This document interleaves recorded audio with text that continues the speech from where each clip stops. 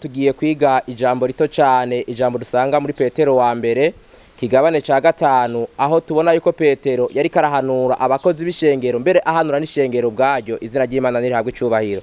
Tuja kubona Petero nka jewe ndamwita ko ari we yatubanjirije kuba umupastoro, kuko uyu nawe tuja kubona yuko yavuga ashinga intahe yerekana uko abakozi bakwiye kugenda. Iryo somo duhereye ku murongo wa mbere gushikana ku murongo wa gatanu haravuga ngo abashingantahe b'ishengero bo muri mwebwe ndabahanura, kuko nanje ndi umushingantahe mugenzi wanyu, kandi ndi cabona c'imibabaro Kristo yababajwe, kandi fatanije namwe ubwiza buzohishurwa. Muragire ubusho bw'Imana bwo muri mwebwe, mutaburagirana nk'abagoberewe, ariko mubikunze nk'uko Imana igomba. Ntimuburagirishwe no kurondera inyungu mbi, ariko muburagire mushize igikonyo. Kandi ntimuburagire nk'abatwaza amanyama amasho mwagabaganirijwe, ariko mube ivyitegererezo vy'ubusho. Nuko umwungere mukuru niyerekanwa, muzokwambikwa mu mitwe igitsibo c'ubwiza kitazohishurwa. Namwe mukungu mugamburukire abashingantahe, mwese mukenyeye ukwicisha bugufi, kugira ngo mukorerane, kuko Imana igwanya abibona, ariko ibicisha bugufi ibaha ubuntu, izina ry'Imana nirihabwe icubahiro.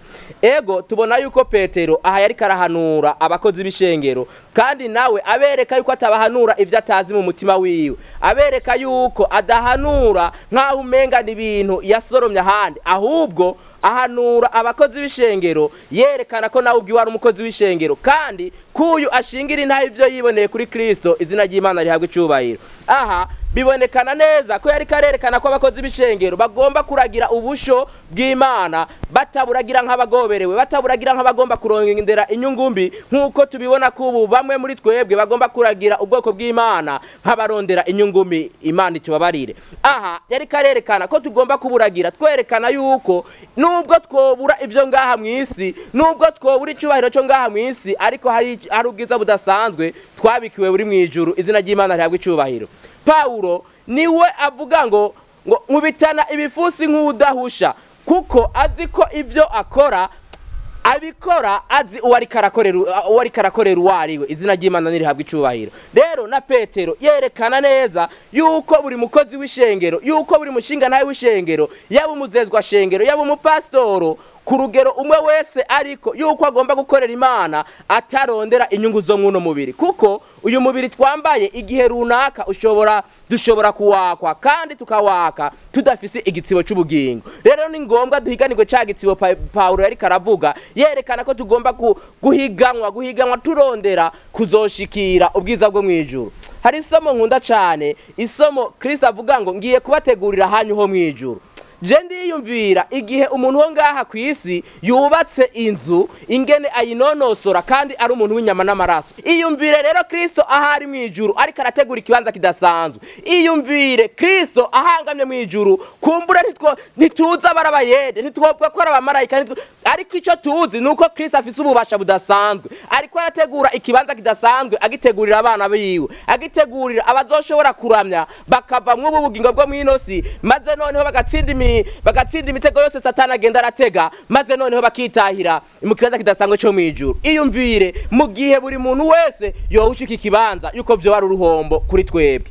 Aha Petero atwereka yuko kubashingantahe b'ishengero tugomba kubikora tumenya ko ari ikibanza kidasanzwe tugize iki turiko turahiganirwa. Kandi umanutse ku murongo wo hepfo ugira gatanu arerekana neza yuko n'abanyeshengero bagomba kumenya ico bagomba kugira iki, ico bagomba gukora. Reka twongere tuhasome, havuga ngo namwe bukungu mugamburukire abashingantahe, mwese mukenyeye ukwicisha bugufi, kugira ngo mukorerane, kuko Imana igwanya abibona, ariko abicisha bugufi ikabaha ubuntu, izina ry'Imana rihabwe icubahiro. Aha Petero ariko yerekeza ku ishengero ubwaryo. Petero ariko arereka ishengero yuko ritagomba kugabagabira abaganza, ariko ritagomba kugabagabira abakuru b'ishengero, yuko ritagomba kugabagabira abapastor iyo bagiye inama, yuko ivyo bagiye inama bagomba kubishira mu ngiro, kandi bakamenya yuko nabo arabataha juru. Niba abakozi b'Imana bazotaha ijuru, nabumviye abakozi b'Imana nabo bazotaha ijuru. Reka rero aya masaha meza ndabatumirire kugira ngo buri muntu wese amenye ko hari ico tugomba gukora kugira ngo tuve muri ubu bugingo bwo mwinosi, tuve muri iyi miruho, tuve muri iyi mitego Satani agenda aradutega buri munsi, kugira ngo noneho n'igihe cagera ni Kristo yamanuka aje gutora ishengero, twese abakozi n'abakoregwa, abizera n'abagabura b'ijambo ry'Imana, twese tuzokwigire muri ico kibanza kidasanzwe Kristo ariko arategura. Ivyo nivyo ndabambariza, nanje niyambariza mu izina rya Yesu. Reka turangize n'isengesho. Data wera ugororotse uvyagiye mu ijuru, ndagushimiye ku majambo yawe meza waduhaye, amajambo y'ukuturemesha, amajambo atwereka yuko data igihe nikigera uzogaruka ukaraba bemangiye ukuri kwawe. None ndagomba ngo aya masaha, baba abagabura b'ijambo ry'Imana, baba n'abaryumviriza, baba n'abanyeshengero, mbere n'abatuzengurutse, ndagomba yuko twese tuzoba muwo mugwi uzobuje gutora. Reka rero ndagusabe kugira ngo aho umwana w'umuntu adashobora gushikana, abariho utugeza wewe kugira ngo udukure muri iyi miruho, mu izina rya Yesu, amen.